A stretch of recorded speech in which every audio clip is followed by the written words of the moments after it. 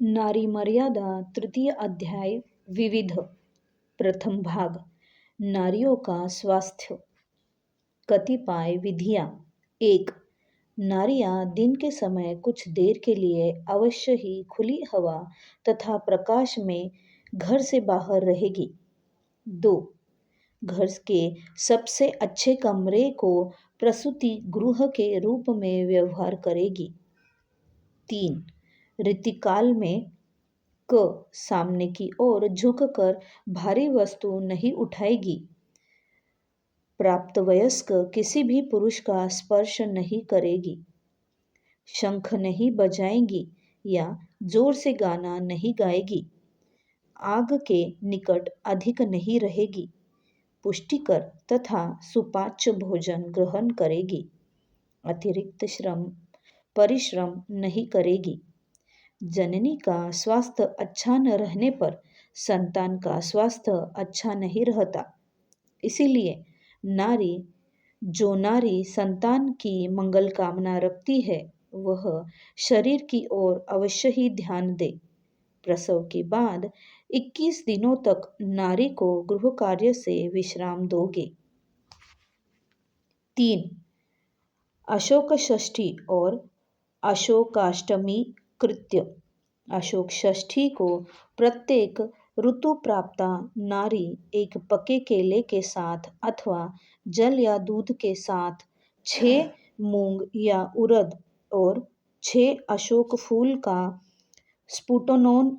स्फुटनोन्मुख कली सबको एक ग्रास में निगल जाएगी। उसी प्रकार अशोक अष्टमी तिथि को भी 8 मूंग या उड़द और 8 फूल या कली व्यवहार करेगी।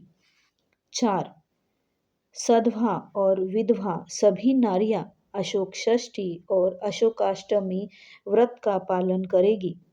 अन्य षष्ठी तिथियों को भी भात और रोटी के बदले दिन में फल मूल खाकर रहेगी और रात में भात जातीय चीजें नहीं खाएंगी।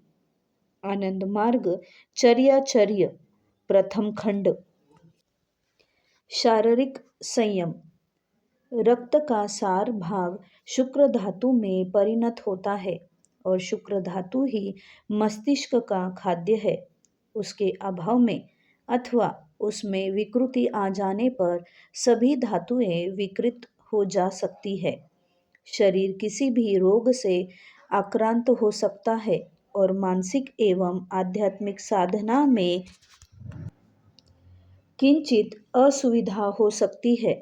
इसलिए नारी और पुरुष दोनों के लिए संयम की विशेष प्रयोजनीयता है। कारण आत्मसंयम ही शुक्र धारण के कार्य में सर्वाधिक सहायता करता है। किंतु प्रत्येक 28 दिन में एक दिन का शुक्र मानव शरीर में अधिक हो जाता है। यह अतिरिक्त शुक्र अविवाहित पुरुषों में पेशाब के साथ या स्वप्नावस्था में नष्ट हो जाता है। अविवाहित के लिए महीने में 3-4 दिन शुक्र का स्खलित होना अस्वाभाविक नहीं है। विवाहितों का महीने में 4 दिन से अधिक यौन संसर्ग होने पर शुक्र धातु की व्यर्थ में क्षति हो सकती है। जहाँ संयम असंयम का प्रश्न है, जितना अधिक संयम मानकर चला जाए उतना ही मंगल है। विवाहितों के लिए समाज की उन्नति की ओर ध्यान रखते हुए योग्य व्यक्ति को अधिक संतान और अयोग्य व्यक्ति को कम संतान उत्पन्न करनी चाहिए। योग्य व्यक्ति की संतान भी उपयुक्त शिक्षा के अभाव में समाज की संपद न होकर बोझ में परिणत हो सकती है। इसीलिए जितनी संतानों का उपयुक्त तरीके से लालन पालन संभव है उससे अधिक संतान न होना ही वांछनीय है। किंतु पुरुष या नारी में शारीरिक विकृति लाकर या उनकी प्रजनन शक्ति को स्थायी रूप से नष्ट करके जन्म नियंत्रण की चेष्टा का समर्थन किसी भी तरह नहीं किया जा सकता, क्योंकि ऐसा करने पर उनके बीच किसी भी मुहूर्त में उत्कट किस्म की मानसिक प्रतिक्रिया का जन्म हो सकता है। तब विशेष विशेष कारण से स्थायी तौर पर जन्म निरोध किए जाने के लिए आचार्य से अनुमति प्राप्त कर लोगे। आचार्य इस संबंध में आचार्य परिषद का अभिमत जानकर जिज्ञासु को अवगत कराएंगे। आनंद मार्ग चर्याचर्य खंड 3। आजकल नारी समाज का एक बृहत अंश किसी न किसी स्त्री व्याधि से पीड़ित रहता है। इसके निम्नलिखित कारण हैं। 1. पुष्टिकर खाद्य का अभाव तथा तज्जनित रक्ताल्पता। 2. अप्राकृतिक जीवन यापन। 3. ऋतुकाल के विधि निषेध को यथोचित भाव से नहीं मानकर चलना। 4. स्त्री तथा पुरुष का असंयम। 5. यौन संबंधी अज्ञानता।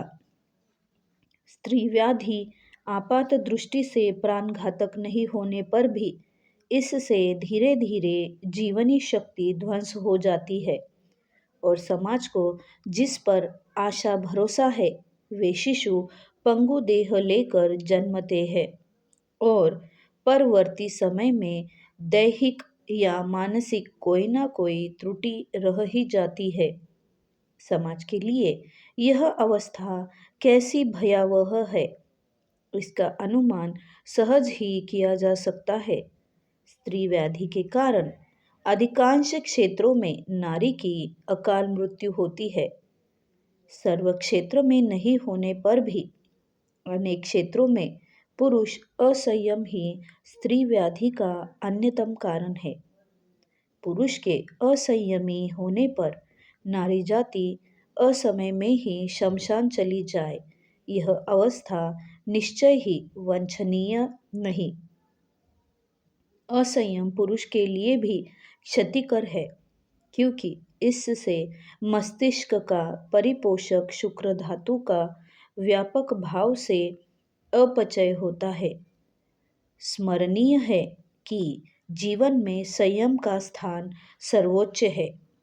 यौगिक चिकित्सा और द्रव्य गुण। स्त्री व्याधि